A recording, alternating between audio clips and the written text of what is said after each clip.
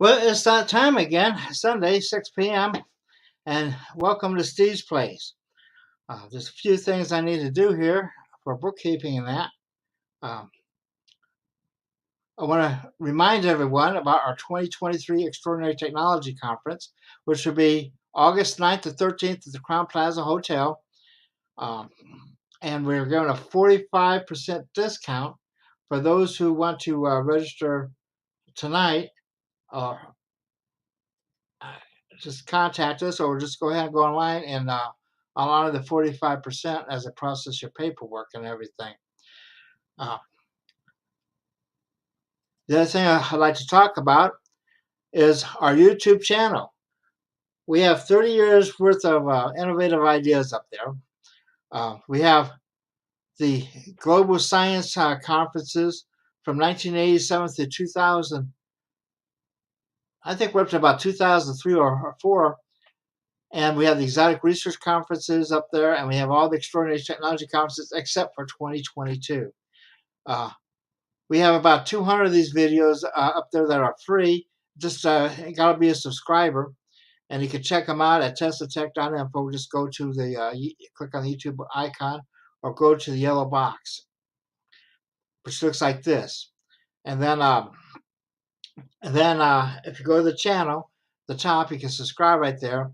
But if you know what you're looking for or the years that you're looking for, you can use our conference directory or our speaker directories.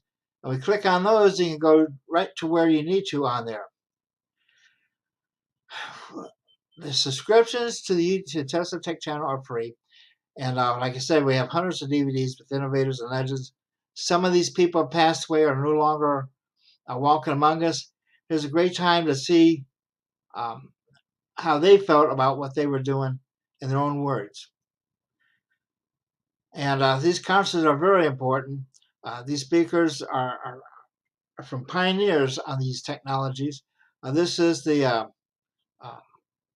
cutting edge stuff back then, which are just now making it to the mainstream today. And watching these, you may be able to spot, information that these people didn't have access to because of materials or even financial stuff in that. Finally, I'd like to encourage everyone to become a member. It's $9.99 a month. You can just when you go up to the YouTube channel and you have and there's like a join button. You click on join. You be sure to select the exclusive member option, and it's like $9.99, and you'll be able to get a badge, which tells us how long you've been a member on that, and you'll also have access to all of the DVDs, all 1,000 of them, and even the Tesla members only. So, and finally, I want to remind everyone this week here in Vegas, we're having the Biomed Expo. And if you're interested in going, their expo is free if you just go in and register for the expo.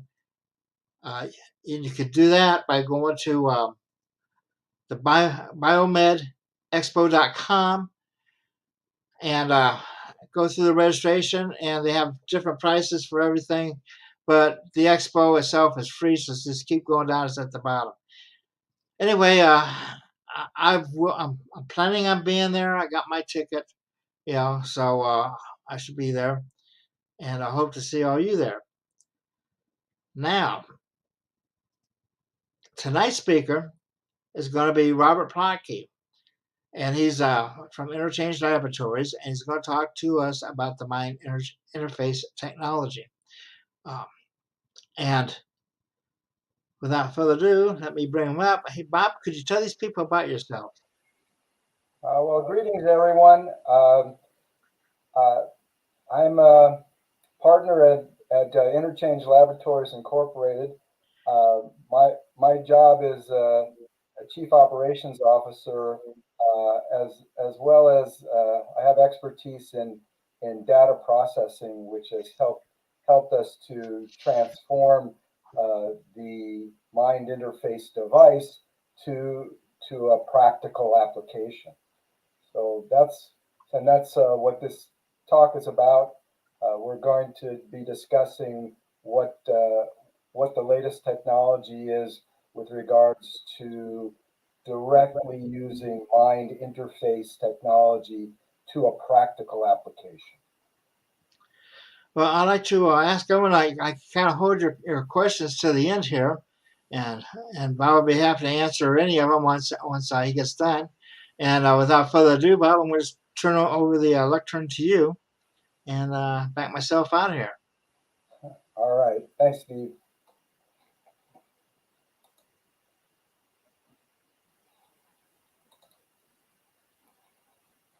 All right. So brain-computer interface technology has been a type of interface that controls devices. Um, it is brain operated, and our technology at this point is beyond that. And this is a good thing because brain signals have to travel, or electrical signals, EEG signals, have to travel through the skull to electrodes attached to the skull, and that creates limited signal fidelity. Also, because of that limited signal fidelity, applications using EEG is also limited. Of course, you have electrodes, wires, tethers, as you can see that you're wearing a skull cap, and that's also cumbersome and difficult to do on a wholesale basis. Also, this kind of technology is vulnerable to electronic noise and interference. So the industry decided, well, we need greater fidelity, so let's implant electrodes right into the brain. The problem with that is it's really expensive. Of course, you have to open up the skull and stick it inside your brain, and it's medically risky. You have infections and complications that can arise. I've discussed this with people, and they said, "Oh, that all that is they want to eventually put a circuit in everyone's brain, and so they can control everyone." I'm not sure that's right, but it's certainly a possibility. And then, of course, there are limitations to what that brain area can do from a functional standpoint. So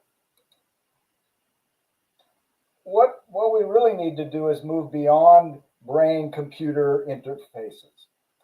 And what we have been doing is developing a mind interface technology. Why mind?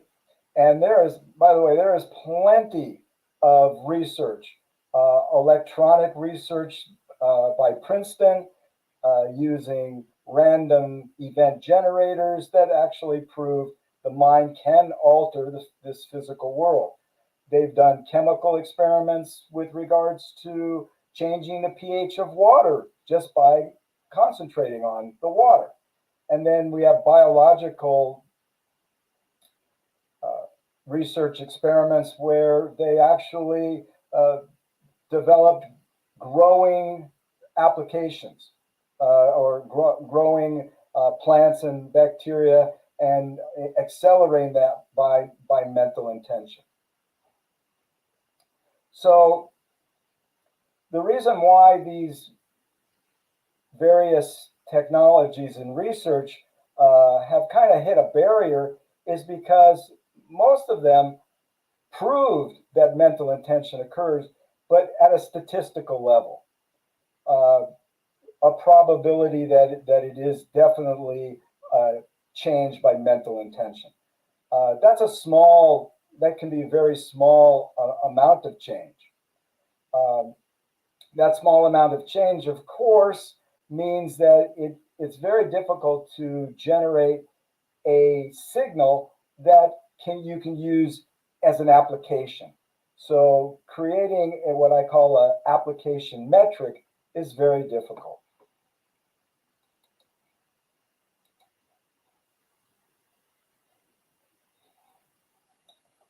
So we searched out a signal source that could magnify and amplify mental intention.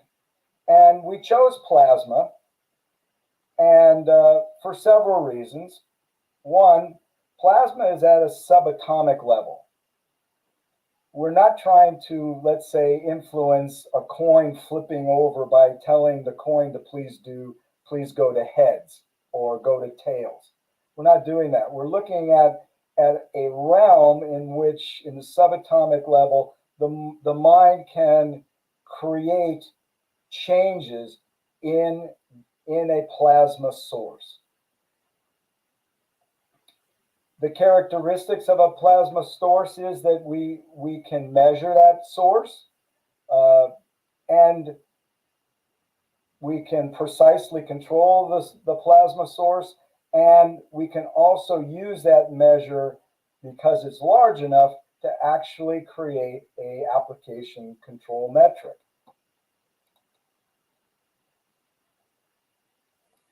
So how does a plasma source work in relationship to mental intention?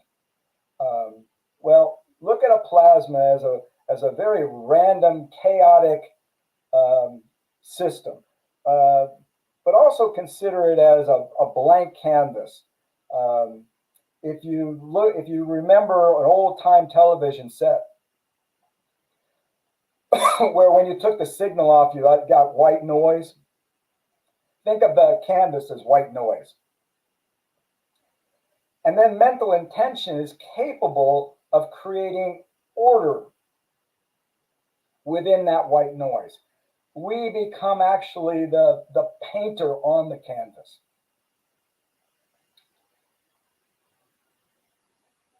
So once the plasma is more orderly and we can process that signal, we can look at that signal's change and its orderliness, its coherence. And that becomes what I term the coherence metric. That coherence metric can then be used in controlling an application.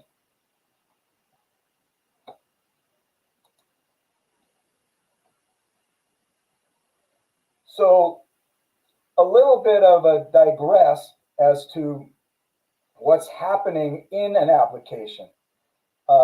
It's unique in that when I flip a coin,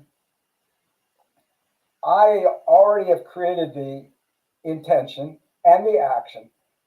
The result is I'm waiting for. When you do mental intention, you have a goal. You have a result that you desire.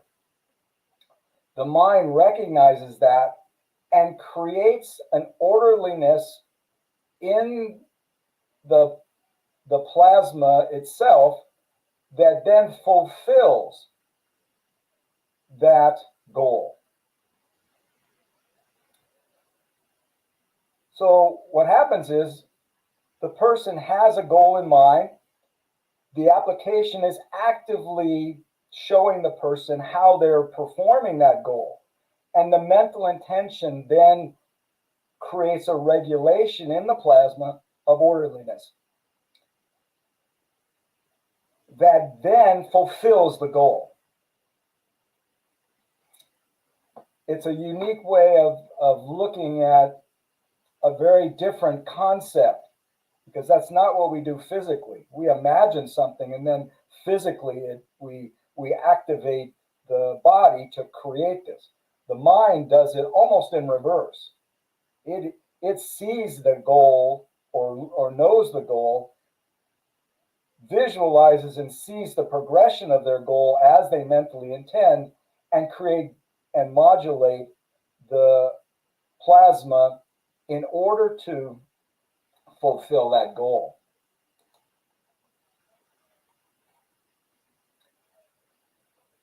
So essentially, you might ask, so what's happening in this plasma? Why is mental intention even remotely capable of changing and ordering a subatomic energy?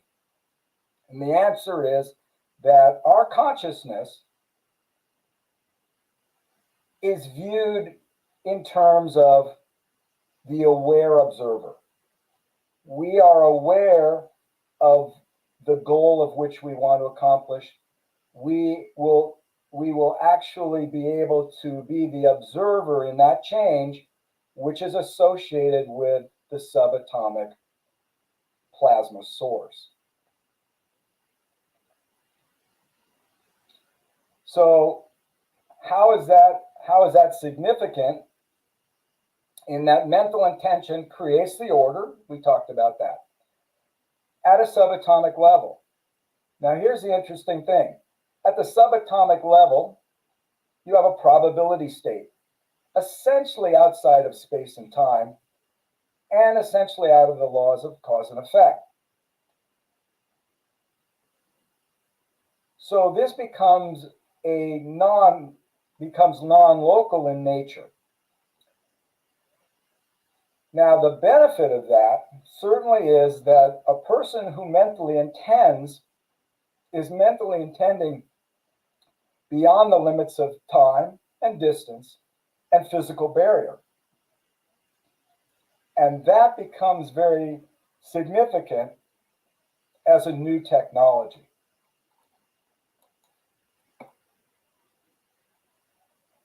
So the question then is, if you intend into the plasma, does the plasma have a memory for your intention? And I wanted to mention that we're working on a advanced technology using crystalline structures. Recognizing an example of that would be water in a ice state, and that water is crystalline. And we would look at that and say, okay, if we mentally intend upon that, will that structure actually retain our intention? A change in that structure? And the answer is preliminarily yes. We have been doing experiments for several years now, and we ran into a problem which we tried to eliminate because we didn't like it, is that the metric, the coherence metric, seemed to increase. Its measure increased with the same amount of intention. And we said, this is problematic. We have to get rid of this. And what we realized last year is that this is a residual effect of mental intention. Essentially, the plasma or the crystalline structure actually is retaining the mental intention. And it's retaining it in a structure that actually solves or creates the goal or the application goal. It actually imprints the solution to that goal or that application goal or task. So yes, using a residual effect to have a memory from mental intention is in its infancy, but it's so interesting, the possibilities. So consider this. If we were to have a very sophisticated memory structure or crystalline structure or plasma that had unique characteristics, and we could imprint our consciousness as a memory, as an awareness component, as an active observer. We may create a new form of human to non-biological intelligence. We may be able to transfer our human intelligence and consciousness into a non-biological device or entity.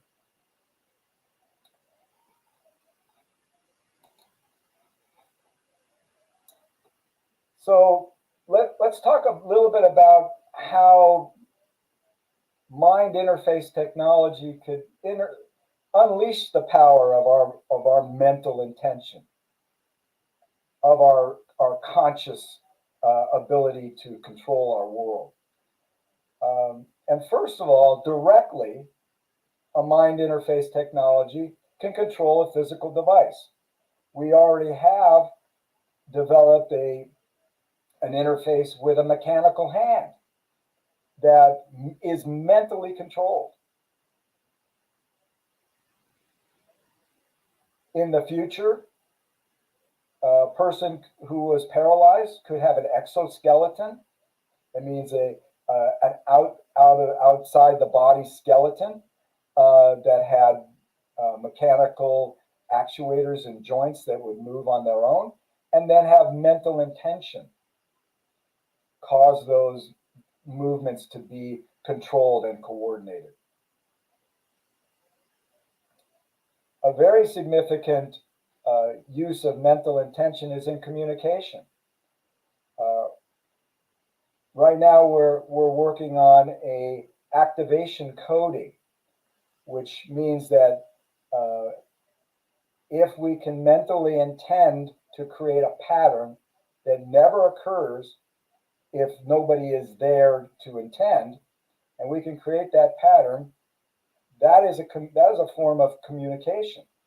And that communication can turn on switches and lights, pretty much anything else you would like to turn on. Also, it is very possible in the very near future that we can create a fidelity of our system that will send Morse code. We can send Morse code, and we can send it to a device that is not sitting in the room that you're intending to work with, but hundreds and hundreds of miles away. And that communication, Morse code, is simple because it is, and we have already developed the hand being operating as in the x-axis, negative is open and positive is closed. And we can send dots in Morse code as positive and dashes as negative.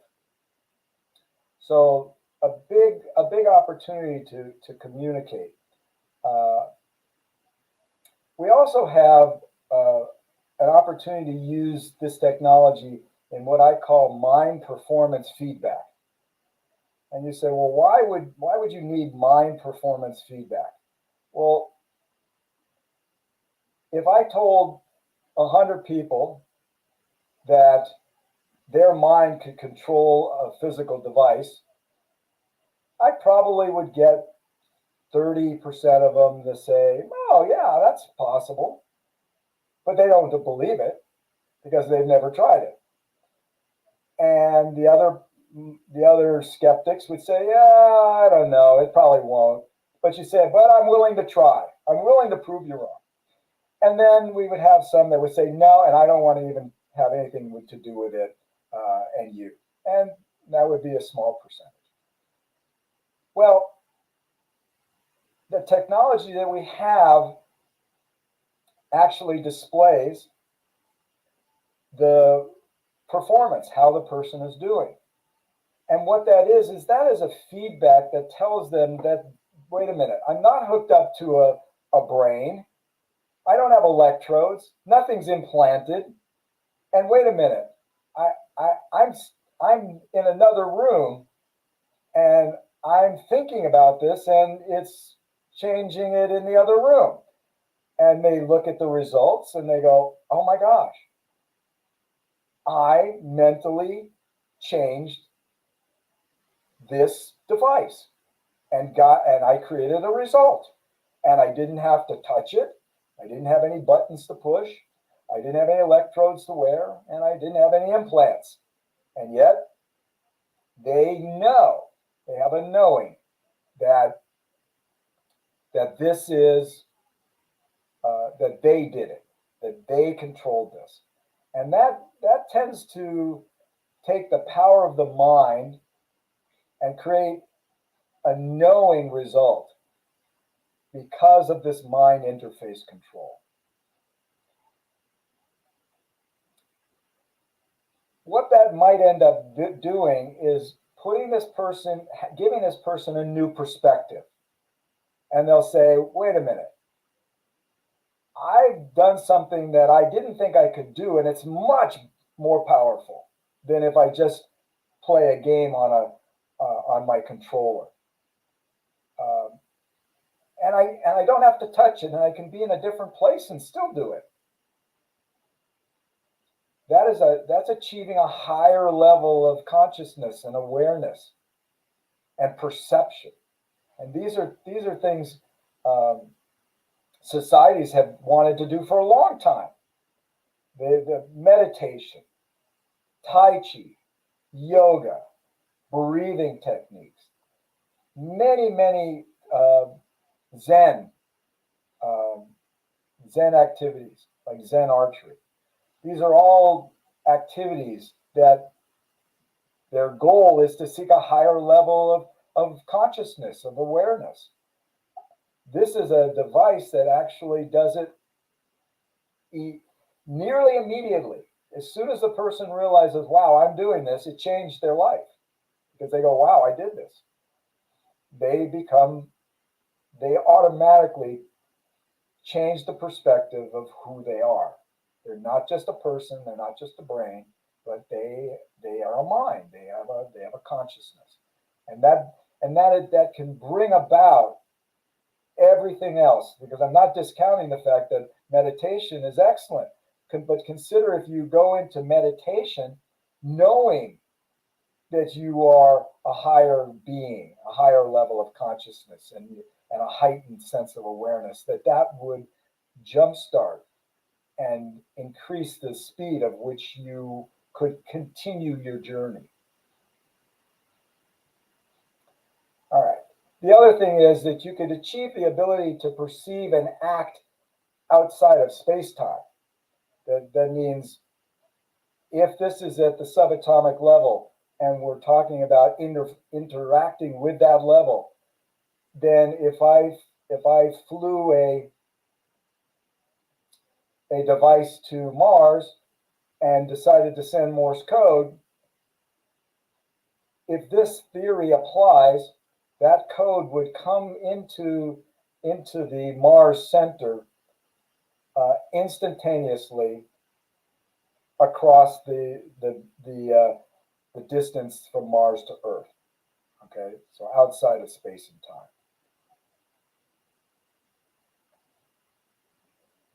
One of the things also is that there is no reason why a person, when they become aware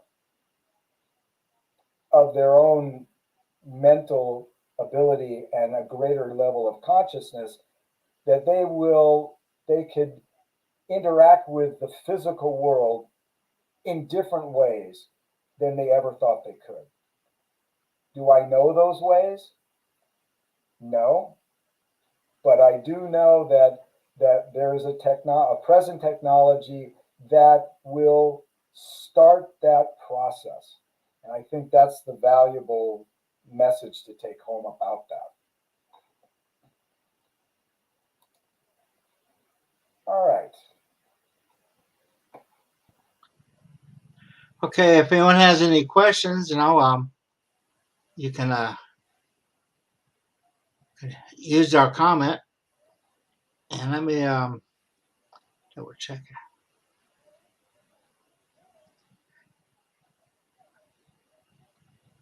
I know, like, I like to make a comment, Absolutely. and that would be that a lot of this is we see in the real world as dowsing. And with dowsing, you know, you always have to have that intent. And I knew like Buffalo Bill Cody's great grandson, Bill Cody, he's no longer with us, but he was a dowser. I used to sell his dowsing rods. And it was amazing um, what he could do. You know, first of all, he made these fiberglass dowsing rods, so because he didn't want like a metal on that, because most people want to use dowsing rods for metal, and that would interfere with the witness. At the end of the rod, okay, you have what they would call um, a witness, and the witness would take. He had a hollow uh, container there, and you could put what you're looking for, whether it be like dollar bills or gold or water, whatever you're looking for, that's what you'd use. And what most people don't understand is like, I'm sure that you've heard of like dowsing, you know, with the old coat hangers where the guy gets there, you know, and he walks around, you know, and he finds the water. Well, what he's really not finding is the water. To find water, you need to use like a fresh willow uh, strip branch, okay? Because that would the witness would be the water in the branch, and that's what you're looking for. And a coat hanger, that what it's looking for would be the iron that is dissolved inside that water, okay? And so there's no telling the quality of water that you would normally get out of there. Uh, for those who are watching, I put uh, the caller line here if you want to come up online here and ask your questions in person on that. I find this technology absolutely fascinating. Um, I don't know if you've ever seen the movie Firefox with Clint Eastwood uh, back in the 90s, showing my age here.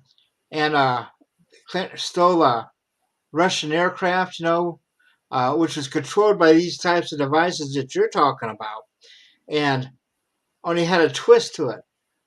In order to activate the weapon systems, he had to think in Russian backwards, you know. So that was a twist to it, but still the same principle is the same.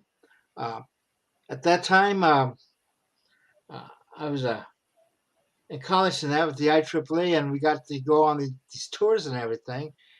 And that was about the time that the Air Force, in the back rooms of the Air Force Academy, they were working on these types of things, you know, like voice control, you know, as a precursor to the mind control. Uh, in 1984, Elizabeth Rauscher, one of the founders of the Tesla Society, she was working with her husband, Bill Bice, on a system. They had like a skull cap, just like you had on your first slide there.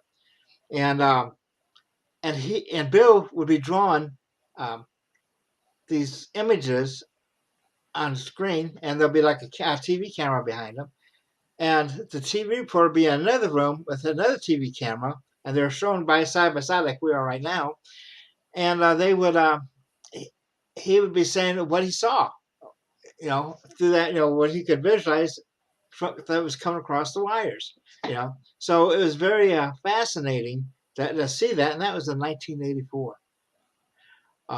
In 1995, I put together that book on mind control. You've seen it, and there they start talking about, you know, in 1995, they're talking about implants. You know, um, I need to be careful here because I don't want to get zapped on YouTube again. They seem to be have an anathema towards such things, and they want to call this medical misinformation, but it's not medical misinformation. Implants do exist. Okay, uh, Elon Musk is now coming up with them to help with autism and that. You know, um, my biggest I'm real leery of when people start sticking electrodes in my brain here. You know, about do I keep myself? Do I keep my own soul, or does it go somewhere else? So someone else gets to take control of it. You know, these are questions that we need to have answered. You know, uh, what you're doing, Bob, goes back to everything we do is based on intent. From the time you lift your arms, you have to intend to lift your arm, and what you're doing is you're taking it and applying it to an external world. You know, Yeah. And Oh, Steve, by the way, um, I don't know if we can share the website with the audience, but I am absolutely willing to have somebody come on Zoom and and uh, and experience um, the mind machine interface over Zoom. So, and I know that seems odd since I've actually had people that were in New York uh, zooming and affecting the device in Los Angeles, where I am. So, um, so yes, there's an open invitation for anybody who's uh, who's interested to. Uh, what's your website? it's interchangelab.com. Okay, that was Interchange what? Yeah, let me make sure that I do this just right. Well, do you have it on your presentation here? No, I don't. I didn't think without your permission. I didn't want to sound like I was a salesman. Well, Yeah, it's HTTPS, so it's a secure site slash slash www dot interchangelab.com. interchangelab.com.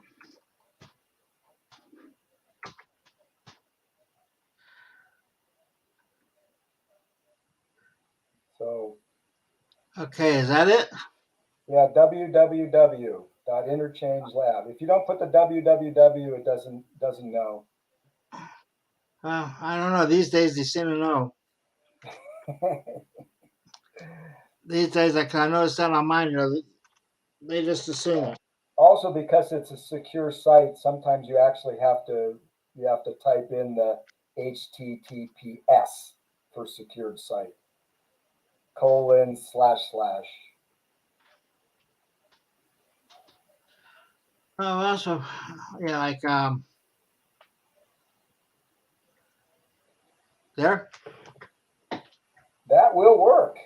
So all that are participating, you have an opportunity to just when it says contact us, you just say, hey, I'd like to play with this, and I'll be happy to set up a time for you all. Well, Robert also has a DVD out from our conference that he gave a presentation at this year. Those have to order the DVDs directly because I don't put those online yet. Um, I'd like to encourage everyone to order DVDs. I still am honoring. You buy 3 or more DVDs, then I'll give you $10 off on each one. Um, and so this could be one of them. Uh, I find that this uh, the world we live in is migrating. We're going from a hands-on world, so to speak, to more of a virtual world, and as part of that, it's going to be this type of technology. Um, but we all use this intent, in the world.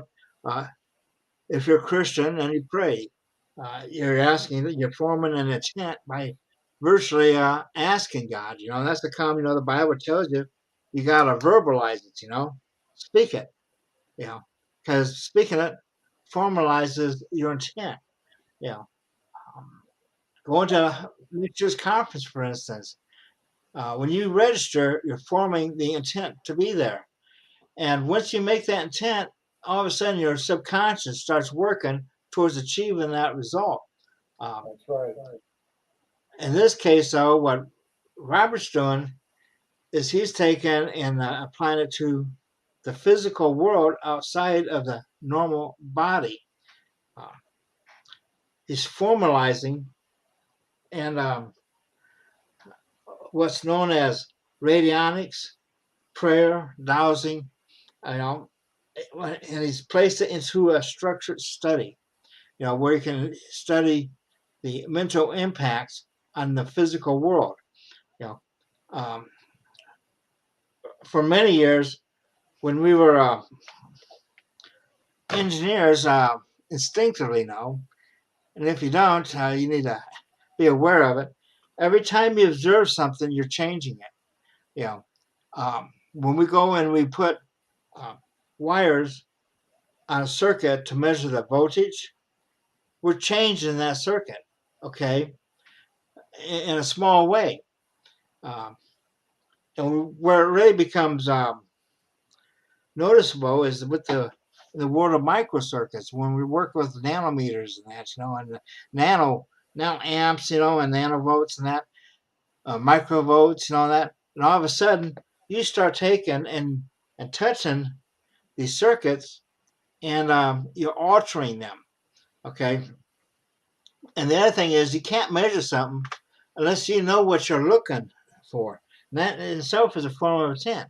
Like we all talk about the Schumann frequency, and it gets more and more decimal places because we know what we're looking for or the range that we're looking in, and we design our instruments accordingly. You know, uh, when I went to college, you didn't go to school and just have to get a number answer. You had to know what units you're measuring, and like if you come up with an answer that was kilowatts when it should have been microwatts, you might have the number right, but the whole thing got kind of wrong because you didn't have the units right. Whereas if you did nothing else on that, and you didn't have time to figure out the number, figure out what the units were supposed to be, or the answer was supposed to be, if it's microwatts or microamps or whatever, you write that down, and you got partial credit uh, for the question, even if you didn't do the math to figure it out completely. So uh, intent, takes place in a variety of ways. Um, Yeah, I agree. The interesting thing about what you were saying is about measuring. Uh, Measuring essentially is an observation, a human observation. If you measure it and you never looked at it, then it really wasn't an observation, which is an interesting idea from a subatomic level, because what we're doing is we're literally observing changes in a task or goal, and that our ability to mentally intend and observe the change literally causes the subatomic realm to alter its state. So it's and it's I hesitate to say this is a quantum um, device, because it's not super cooled. It's not it's not looking at individual entanglement of photons, nothing like that. But it is in a realm that is in a probabilistic state. It's not fixed yet. And so when we observe it and we intend upon it, we create a change in it that becomes a fixed reality. So we literally, if we want to drive a mechanical car with mental intention, we say, I want the car to go right. And it takes that probabilistic state that you have um, as the plasma state, and you say right, and it says, oh, okay, right.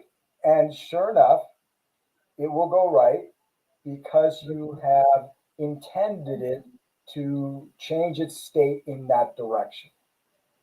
So it's a very different idea, very different thought, but it's backed up with a lot of really good science.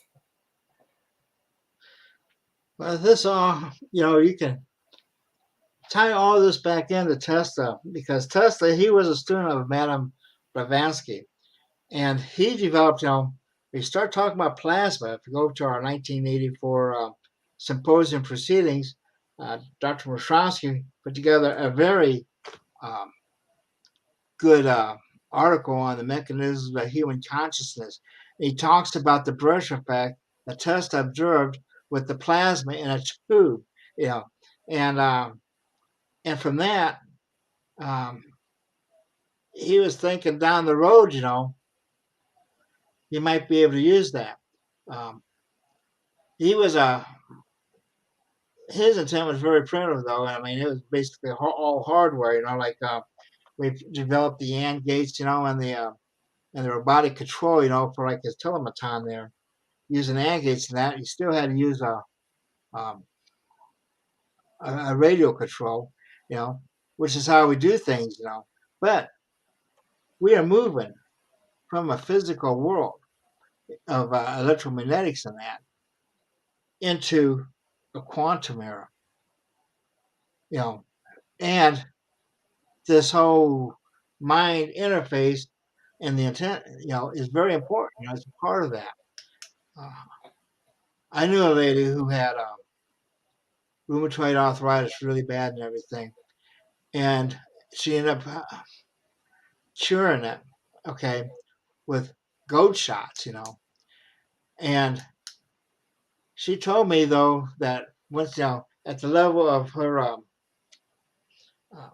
studies in that at that point, she felt that she no longer, you know, wouldn't need the gold because it's all in the mind, you know, and your mind will control everything. And I don't know if any of you have heard of Edgar Casey, and he had these instruments in that. And there's a gentleman, Phil Thomas, who built them according to the way Casey said to build them, right? And he used like uh, the shapes that Casey talked in. Like he'd talk about the volume of a liquid and the shape of the container, you know, like the dimensions of the container it would be in, and that. Um, Whereas you have like the ARE, they're the group that handles the Casey stuff. They were talking like they're trying to convert all this into amps and volts, and their devices never worked. Phil's worked. You know, his problem was um, after he fixed it. Okay, uh, these people they would end up going right back to their original um, state. You know, like if they're sick with or whatever, but they go right back to the original state because their mind told them they should feel that way. And because their mind told their body that they should feel that way, they end up being back in that and they get mad about it, you know, because, you know, they didn't make the necessary mental adjustment to say, I'm okay in that. And they didn't fix the original problem in the first place. You know, we all have problems, you know, me too, unfortunately. Um, but we all have it. It's like my attorney told me one time. If you take everybody put all the problems in this huge barrel, right? All the problems, and then they had to go out and pull just one out, you know, and so they run around the barrel. What would they pull out? They would probably pull out the problem they put in there because that they know how to deal with, you know. And I think, you know, so much of life is like that, and even on these studies on intent and that, you know, um, we have to make that big adjustment. You know, we have to be able to open our minds uh, to accept the fact that we can do this, you know, and that these kind of things exist. You know, it's not, as my friends would tell me, woo-woo science here, you know. We're talking about serious structured studies, you know, using serious um, scientific equipment to do this, which is what I really find fascinating, you know, because everybody has a story. You know. So, what do you think you're going to be with your studies next year, Bob? What do you think you'll be with your studies next year? Oh, next year we'll have a I'm developing the formal um, methodology for a study on the use of crystalline structure um, to that is sensitive to mental intention. It has some advantages because you only need 15 volts to run a crystalline structure device. You need 110 volts DC, not alternating, but direct current to run a plasma system. So I am very much in hopes that the crystalline structure system will turn out to be at least as effective as plasma. Um, the research will bear that out or not, and more significantly, because of the low voltage and the simplicity of the circuitry, we would be able to make it available to probably almost everybody. So it's a good goal. It'll take a while, but we're on the right track, at least theoretically and conceptually, with some good data that shows that it really does work. So we're on our way. So, do you have any thing in writing on any of this stuff? Oh, Or on the could you crystalline refer? structure stuff? Yeah, Yeah. I'm gonna send you that as soon as I've already generated preliminary testing. Um, so I'll send you the results of that, and you can you can make good decisions on your own as to how it's going. Okay, it looks like you have a question here. Aren't energy miasmas a major stumbling block to manifesting the mind-body interface? I am not aware of the word miasmas. Well, I'll see if I can find it for you. I can speak to you about energy, other energies that would interfere. Uh, one of the difficulties with plasma is we have to shield it, which it is shielded, but it is an issue because it is sensitive to electromagnetic energy. Uh, One of the interesting things we added to the plasma system is a control feedback system that a little LED light shines onto the plasma bulb. It's a and we already know that even a very small amount of photonic energy that enters that through the glass into the plasma alters and changes the plasma. It was just an amazing idea. But also it can be used as a feedback system. You can turn it off and you have no effect. A little bit, you have a little more, and a little more effect if you turned it up quite a bit, and send a whole lot of photons in there. But well controllable in that way. And but that particular feedback loop is in patent pending mode right now. So that one thing about the crystalline structure is it is not uh, it is not usually affected by any type of known electrical activity. However, subatomic realm energies or structures would likely be very affected by that. I'll give you a practical example of that. My partner and I we were working on collecting some data, and I was making sure everything was going right. And he was telling the system to move the needle to the right, and I was wanting the needle to move to the left. And he turns around and looks at me and goes, "Stop that!" Just like that. And I went, "Well, what do you mean?" He says, "You're making it go another way." And I said, "How did you know?" "Well, because I could feel it. I could feel that it had shifted, and I didn't know why until I looked over my shoulder and you were there, smiling." Uh, so in answer to other mental intention, people that are using other mental intentions, they could disrupt the mind machine interface by virtue of intending in a different way.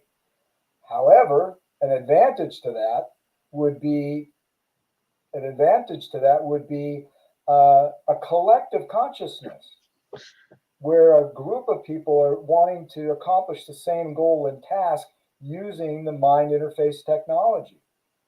You could also use the technology to discover whether two people are compatible in doing the same thing together. Can they lend a group mental intention or a couple's mental intention and change it for the positive? And yes, you can change it for the negative. There is one caveat to that.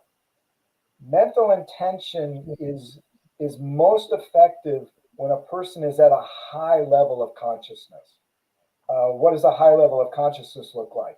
It looks like a kind person, a thoughtful person, a person that is connected with other people, that enjoys life, loves themselves and life. This is a higher level. What we've discovered is those people that are at that level. I call that a nice tone, like a ringing a silver bell level. They can influence the mind machine interface much more. I've had students, when I did my major experiment, I had students that would walk in and it was as if the results were as if they weren't there. It was remarkable. But they were worried about their test scores, and they were depressed because their girlfriend just threw them out, or got a myriad of things that made their energy level go down. And sure enough, the mind machine interface would not work. It was as if they were never there. And so I know about mental intention energies. Thank you. Are there any more questions, or we'll probably call this a wrap then? I just want to give everyone a reminder uh, that we do have the Biomed Expo coming up. That will be again on Thursday here in town. If you want to know more about it, go to biomedexpo.com or call this number. I plan on being there. I'm planning not to have a show next Sunday because I'll probably have to be still there cleaning up my booth and everything. And it'd be better just to hold off a week and have the next speaker the week after. If I change my mind and I'm able to do something, maybe do something from there, I'll send everyone an email and let you know. Um, be sure to mark this as not spam on your emails. Try to refrain from overburdening you with a bunch of emails. I try to send out just information you need or I like to share with you and not witch down a bunch of garbage. Anyway, thank you for coming to the conference, coming to this show, Bob. Thank you for being at our conference last year. Well, Um, my pleasure, and I want to thank all the kind words that are on the comment sheet. I read them, and it put a smile on my face. Thank you very much. and so, anyway, that's a wrap, and I'll see y'all next week on Steve's Place.